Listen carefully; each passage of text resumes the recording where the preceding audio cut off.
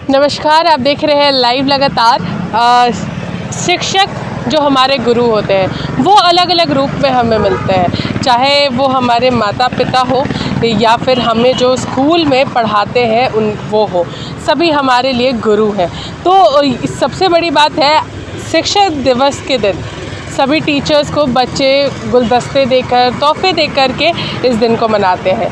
लेकिन शिक्षक जो हमें पढ़ाते हैं, सबसे महत्वपूर्ण उनकी भूमिका रहती है।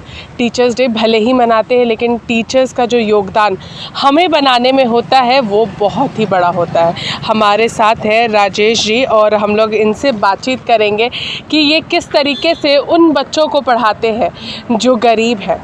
और इस लॉकडाउन में सच में काफ़ी सारे बच्चों को शिक्षा की ज़रूरत थी, क्योंकि इस लॉकडाउन में शिक्षक सबसे ज़्यादा उस पर असर पड़ा था, शिक्षा पर ही सबसे ज़्यादा बाधा पड़ा था और बच्चों को इससे सबसे ज़्यादा परेशानी हुई थी। हम इनसे बात करते हैं। इस पूरे लॉकडाउन में सबसे ज़्यादा असर शिक्षा विभाग पर पड़ा, बच्चों पर पड़ा, शिक्षकों पर पड़ा। उसको आप लोग किस तरीके से कार्य किए उस वक्त? मैम, सबसे पहले मैं लगातार न्यूज़ से आप लोग आए उसके लिए मैं आपका आभार प्रकट करता हूं।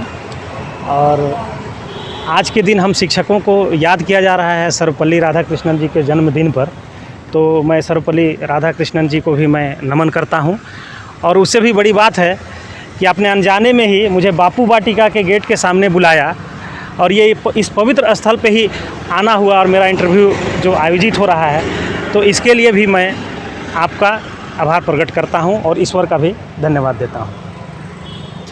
सबसे पहले मैं अपना परिचय दे रहा हूं। मैं राजेश कुमार, सहायक शिक्षक राजकीयकृत मध्य विद्यालय तेतरी, नामकुम, रांची से हूं।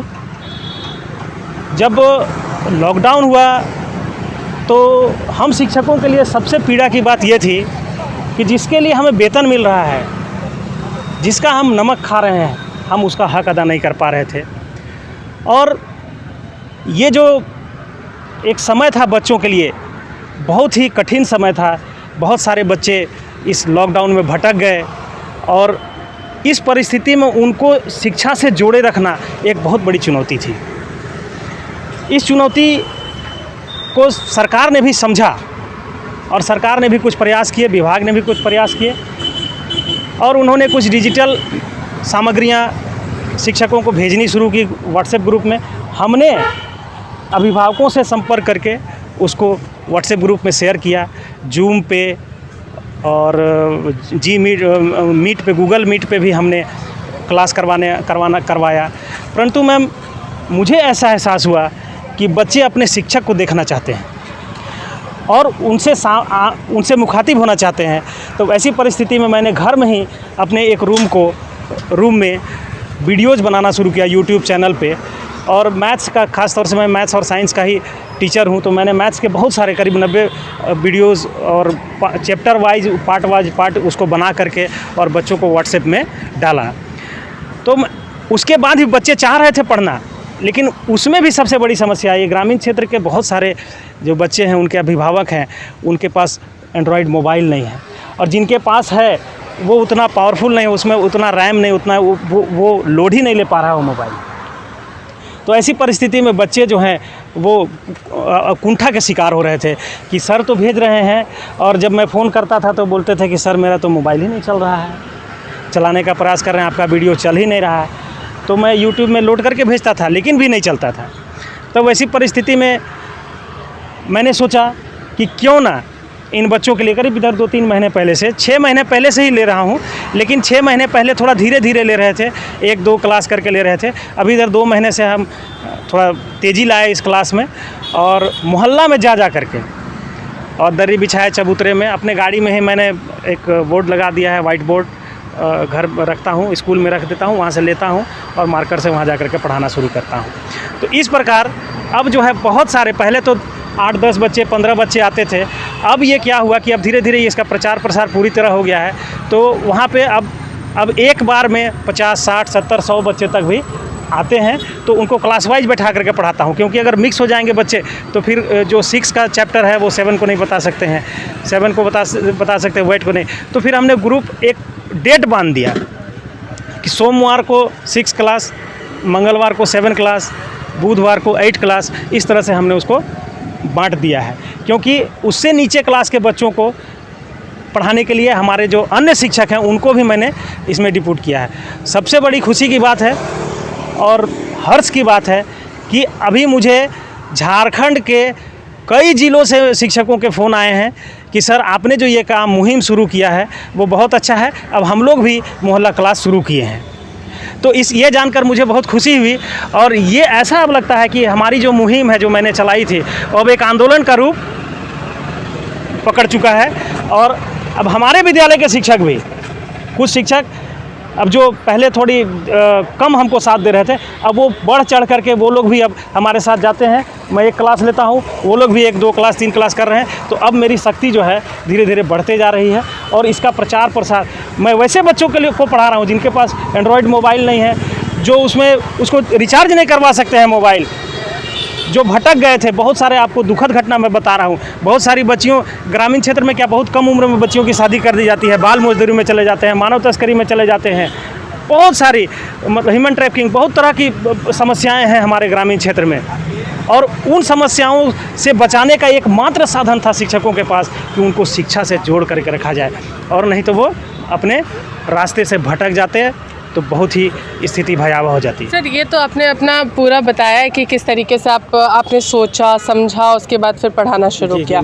लेकिन यहाँ पर सवाल ये उठ रहा है कि आप कोविड के टाइम में पढ़ा रहे थे, अलग अलग जगह जाके पढ़ा रहे थे, आपने दिन फिक्स किए, लेकिन जो बच्चे हैं उनको आप किस पैटर्न में पढ़ाते हैं, ये भी बहुत बड़ा सवाल रहेगा। क्योंकि सभी बोर्ड मांगते हैं कि हाँ आप किस बोर्ड से है, फॉर्म भरना हो, कुछ भी भरना हो तो उसमें पूछा जाता है आप किस बोर्ड से पास आउट किए या फिर किस बोर्ड के। तो आप किस पैटर्न में बच्चों को पढ़ा रहे हैं अभी? मैम ऐसा है, हमारा स्कूल गवर्नमेंट स्कूल है और गवर्नमेंट स्कूल में जो किताबें चलती हैं मैं उसी किताब को पढ़ाता हूँ, उसी किताब के माध्यम से पढ़ाता हूँ। और बेसिकली मैं एक शिक्षक हूँ, NCERT हो, CBSE हो, जितने भी बुक्स हैं, चाहे कॉन्वेंट में चलते हो चाहे सरकारी में चल रहे हो, केवल मीडियम का अंतर है। बेसिक्स तो वही पढ़ना है, मैथ्स तो वही पढ़ना है, साइंस तो वही पढ़ना है। हमारे स्कूलों में हिंदी मीडियम में पढ़ाया जाता है और जो CBSE के जो कोर्स हैं वो इंग्लिश में पढ़ाए जाते हैं, वो कॉन्वेंट स्कूलों में, जैसे DAV हुआ या DPS हुआ या जितने स्कूल हैं। लेकिन हमारे यहाँ हिंदी में केवल भाषा का अंतर है, आपका पढ़ाना तो वही है बच्चों को।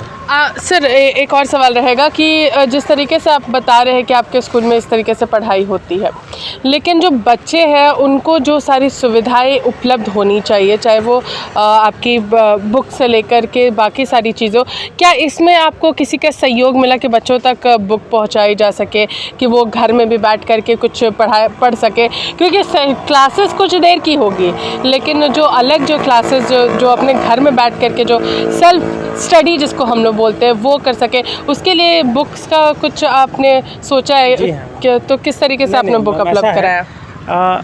सरकार जो है हमारे गवर्नमेंट स्कूलों को किताब मुहैया कराती है 1 से 8 तक के बच्चों को, और वो किताबें जो हैं जब हमको मुहैया कराई गई तो उनको हमारे शिक्षकों ने घर घर तक उनके किताबों को पहुंचाया। कुछ बच्चे जो आसपास के हैं वो विद्यालय से भी आए, कोविड का नियम पालन करते हुए लाइन में लगे दूरी पर, और उनको किताबें वहाँ दी गई। जो बच्चे छूट गए उनको गांव-गांव जा कर के उनके घरों तक किताबें पहुँचाई गई।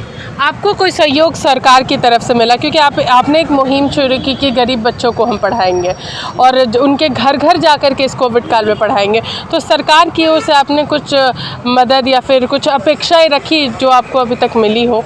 नहीं मैम, मेरा तो ये मानना है कि सरकार हमें जितना वेतन दे रही हो वो मतलब काफ़ी है वेतन एक सामान्य जीवन जीने के लिए, और इसमें सिर्फ इच्छा शक्ति की कमी है। सरकार से कुछ लेने की ज़रूरत नहीं है। सिर्फ अगर हमको काम करना है तो सिर्फ काम करना है, और सरकार से अगर हम हमेशा हर छोटी छोटी चीज़ों के लिए उम्मीद करते रहेंगे तब तो कोई काम होगा ही नहीं। इसलिए सरकार से हमको कोई अपेक्षा नहीं है और ना कोई उम्मीद करते हैं। हमको जो वेतन दे रही है, हम स्कूल में जा कर के केवल बैठ करके अपना समय बिताने से बेहतर है कि उन मोहल्ला में जा कर के और कुछ न कुछ उनको पढ़ाएं और बच्चों को शिक्षा से जोड़े रखें, उनको भटकने से बचाएं और देश का जो नींव है उसको कमज़ोर होने से बचाएं।